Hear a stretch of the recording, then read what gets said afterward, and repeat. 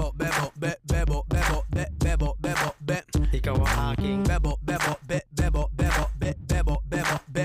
Ikaw ang aking Bebo, bebo, be, bebo, bebo, be, bebo, bebo, be.